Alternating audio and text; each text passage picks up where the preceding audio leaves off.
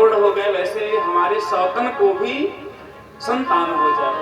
ऐसा सुन करके, सारी कथा सुन करके कि जो स्त्री अपने पति से घर से निकाली गई हो और जिस कन्या के नाते निकाली गई हो, उसके परिप्रेक्ष्य में ऐसा व्यवहार, धन्य हो गए संत महात्मा अपने जीवन में ऐसा चरित्र व्यवहार मां सुनीति के श्री मुख से उनके हृदय की बात सुन करके उनका हृदय खंड खंड हो गया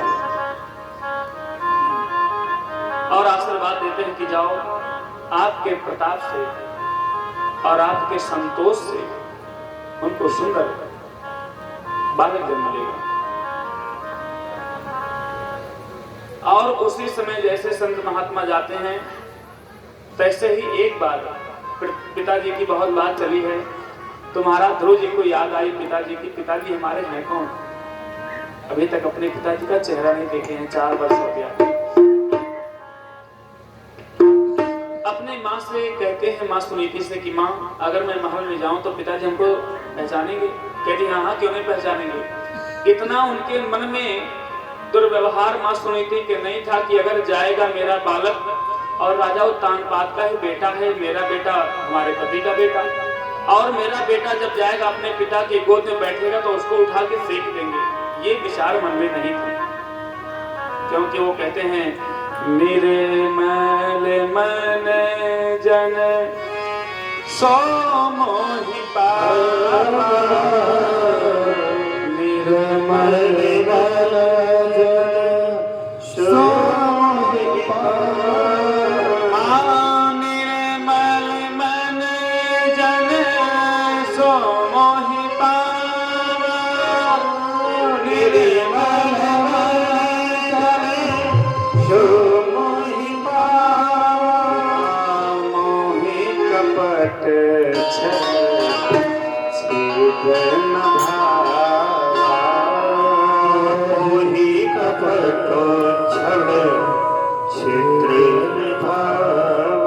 और भगवान इसी बात को कहते हैं महाराज, भगवान स्वयं कहते हैं कि मुझे सब कुछ भा जाएगा। रावण के जैसे दुश्मनी कर लोगे वो भी अच्छा लग जाएगा मुझे। कंस के जैसा अगर दुश्मनी कर लोगे मैं उसको स्वीकार कर लूंगा। शिशुपाल के जैसे भगवान कहते हैं कि हमको गाली भी दोगे तो भी स्वीकार कर लूंगा। लेकिन अगर आपने कहीं छल और कपट द्वेष की हिंसा किया तो उसका परिणाम किसी दूसरे को नहीं स्वयं को मिलेगा। मैंने बात कल वक्तव्य में बताया था कि आप दुश्मन तो पाल लो ठीक है, लेकिन कहीं द्वेष ना हो जाए। अगर द्वेष होगा तो आपको दीमक के तरीके से धीरे धीरे खाता चला जाएगा और आपको पता नहीं चलेगा। दुश्मनी ठीक, झगड़ा बाल हो जाए ठीक, लेकिन द्वेष न पालें। भगवान कहते हैं मोह कपट छल छिद्र न भावा। मुझे कपट और छल, जो कि इस कलियुग में दुश्मनी कम, मीठा बन करके ही आपका काम तमाम कर रहा है, यही नहीं बात है। और भगवान कहते हैं कि मैं आऊंगा कहाँ? परमात्मा वासो हृदय आत्मा है। मैं तो मानव के उस परमात्मा का वास आत्मा में कहा गया है। आत्मा ही उनका घर है। जैसे मंदिर में भगवान का स्थान रहता है, वैसे हमारे और आप में एक छोटा सा मंदिर है, चिप के जैसे मेमोरी, उसी हृदय में आत्मा वासो परमात्मा है। परमात्मा का वास आत्मा में आपके है। और दुनिया की सारी बुराई, अरे आप दुश्मनी करेंगे, दिमाग से करेंगे, हाथ पैर से लड़ाई झगड़ा करेंगे, लेकिन अंदर वो बात दुश्मनी नहीं आएगी। अगर अंदर आती है तो मार आपका द्वेष और ईर्ष्या छल कपट आता है। आप हमसे कहो कि महाराज जी हमारे घर पे चलिए, और आप घर पे हम जाएं, वहां देखें दुनिया भर का करकतावर भरा रहे, दुनिया की गंदगी आप घर पे रहे, तो क्या मैं वहां पे जाऊंगा? हमको नहीं अच्छा लगा। मैं मानव हूं, साधारण मानव। और भगवान कहेंगे कि अगर भगवान सोचते हैं कि आप घर में आने के लिए भगवान का निवेदन करो और आपके उस आत्मा वाले कोठरी में, मंदिर में दुनिया भर का गंदगी भरा रहे, ईर्ष्या का, द्वेष का, छल कपट का, दम पाखंड का, भगवान कैसे आएंगे इतने गंदगी के बीच में? एक साधारण मानव नहीं जा सकता आप घर पे गंदगी के नाते, तो भगवान के घर हृदय में जो मंदिर उनका है वो कैसे आएंगे? किसी भक्त ने कहा है बड़े प्रेम से, क्या मैंने आंगन नहीं बुहारा, मैंने आंगन नहीं बुहारा, आंगन माने हृदय का, घर का नहीं। कैसे आएंगे भगवान, कैसे आएंगे भगवान, मैंने आंगन नहीं बुहारा, आंगन नहीं बुहारा, कैसे आएंगे भगवान, कैसे आएंगे भगवान। मन को मैंने नहीं सफाया, मन को मैंने नहीं सफाया, कैसे आएंगे भगवान, कैसे आएंगे भगवान।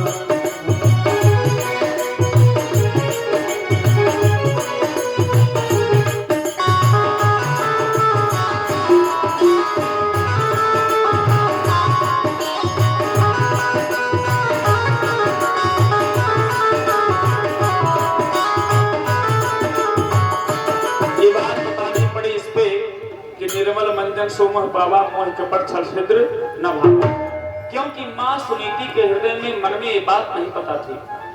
ध्रुव जी महाराज मां को प्रणाम करके जाते हैं अपने पिताजी के महल में, और उस समय गद्दी पर बैठे थे श्री राजा उत्तानपाद और उनकी दूसरी पत्नी सुरुचि। राजा उत्तानपाद को देख करके प्रणाम करते हैं और जाकर के उनकी गोद में से ध्रुव जी महाराज बैठ जाते हैं। और ध्रुव जी बैठ जाते हैं, तब तक ध्रुव जी महाराज उनको लाड प्यार कर रहे हैं, लेकिन गंधर्व रूप से अपनी दूसरी पत्नी सुरुचि से विवाह करने के नाते थोड़ा सा संवाद और वाद होता है। ध्रुव जी महाराज जैसे बैठते हैं तैसे सुरुचि कहती है कि कौन हो तुम, यहाँ इनके गोद में क्यों आके बैठ गए। एक व्यक्ति के गोद में और जब माता पिता साथ में हो तो केवल उनका संतान ही माँ के ऐसे ममत्व को देख करके पिता के गोद में आकर के प्रबलता के कारण बैठ सकता है, तुम क्यों आके बैठ गए। तो ध्रुव जी कहते हैं कि मैं इनका पुत्र हूं, आप कौन हैं। इतनी बात सुनते ही सुरुचि का दिमाग चकरा गया। वो कहती है कि अब या तो तुम इनके गोद में रहोगे और या तो हम यहाँ से बाहर जाएंगे, और अगर हम यहाँ पर अंदर रहेंगे तुम यहाँ से नीचे जाओगे। मतलब क्या हुआ। सुरुचि कहती है कि महाराज उत्तानपाद आप रहिए अपने बेटे को लेकर के, मैं जा रही हूं। और गंधर्व रूप से विवाह करने के नाते प्रेम के प्रबलता के कारण उस समय संवाद में जब सुनीति कहती है, सुरुचि कहती है कि इनका पिता होना उतना जरूरी नहीं है गोद में बैठने के लिए जितना मेरा मां होना जरूरी है। और जाओ, अगर इतना हिस्सा होगा तुमको इनकी गोद में बैठने के लिए तो जाओ पहले भगवान की तपस्या करो, और भगवान जब प्रकट हो जाए तो मान लो कि प्रभु हमें उत्तानपाद की गोद में बैठना है और मां सुरुचि के गर्भ में आना है, और जब गर्भ में आओगे हम तुमको जन्म देंगे, तब इनकी गोद में बैठ सकते हैं। इसी बात को लेकर के राजा उत्तानपाद उनको अपनी गोद से फेंक दिए नीचे कि कहीं हमारी दूसरी पत्नी चली न जाए। आज इस वाणी ने, सुरुचि के इस वाणी ने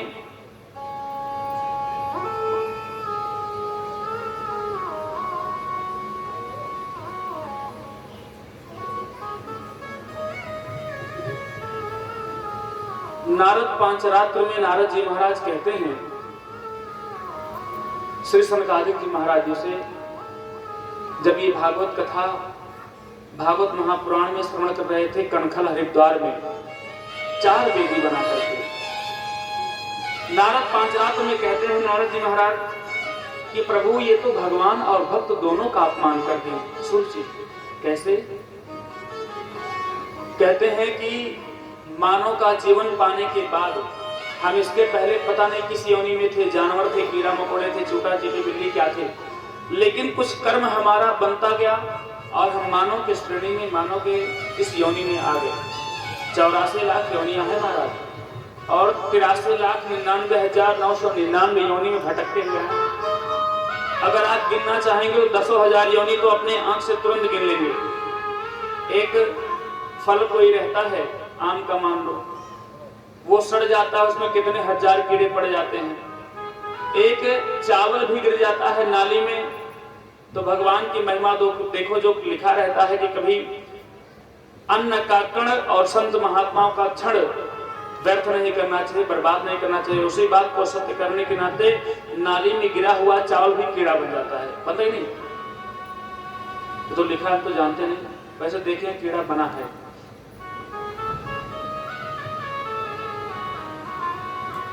और अनेकानेक जीव जंतु बन जाते हैं। उन सभी यातनाओं से भटकने के बाद हम मानव योनि में आते हैं।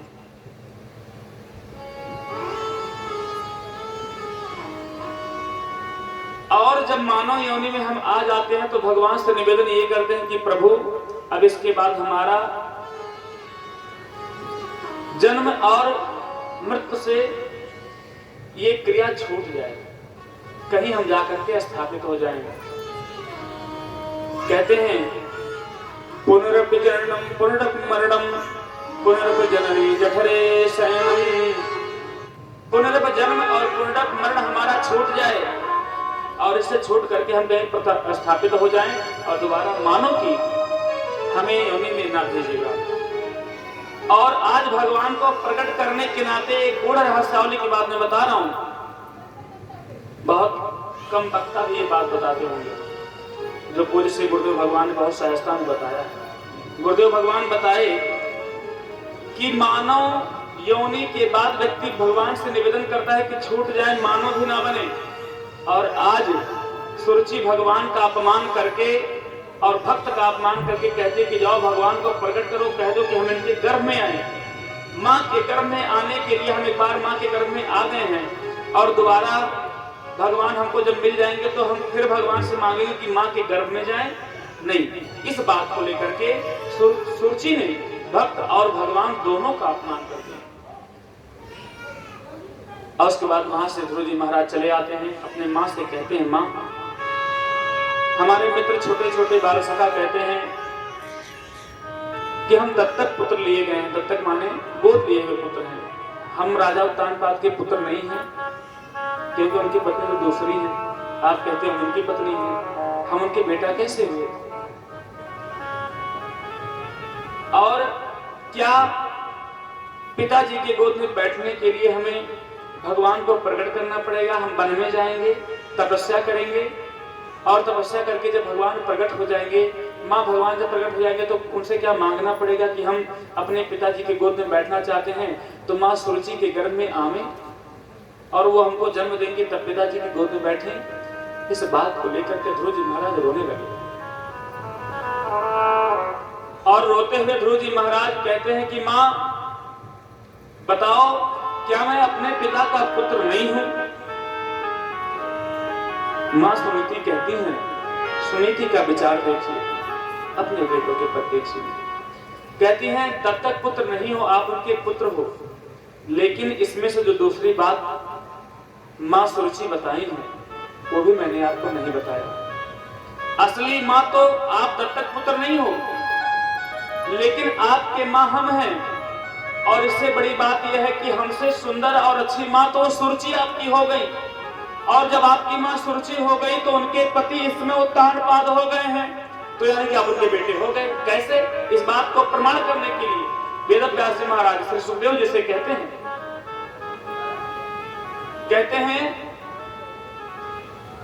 कि ये बात हर माँ बाप को बतानी चाहिए, शास्त्र सम्मत बातें अपने पुत्रों को। आज तक माँ सुनीति अपने बेटा श्री ध्रुव जी महाराज से नहीं कही कि भगवान को ध्यान करो। 5 साल के बालक श्री ध्रुव जी महाराज जी को सुनीति सुरुचि आज कह दी कि जाओ वन में तपस्या करो, भगवान को प्रकट करो, भगवान प्रकट हो जाए तो वरदान मांगो। अब वरदान में क्या मांगना रहेगा? गर्भ में आए कि ना आए ये बात ठीक है, लेकिन पहले भगवान को प्रकट करो। भगवान को प्रकट करने की बात मैंने आपको बेटा नहीं बताई, इसलिए मैं आपकी असली माँ नहीं हूँ। असली माँ तो वो सुरुचि है। ये माँ की सुनीति की व्यवहार देखो। इस बात को लेकर के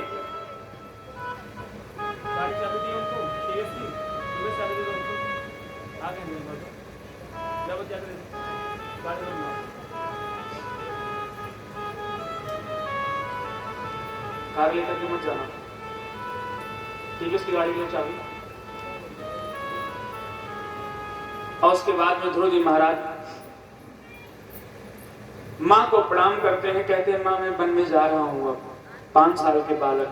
लोग कहते हैं, इस पे मैं कटाक्ष देता हूँ, लोग कहते हैं हमको भी बहुत कहे कि अभी क्या उम्र थी, मैं इलाहाबाद विश्वविद्यालय में पढ़ रहा था और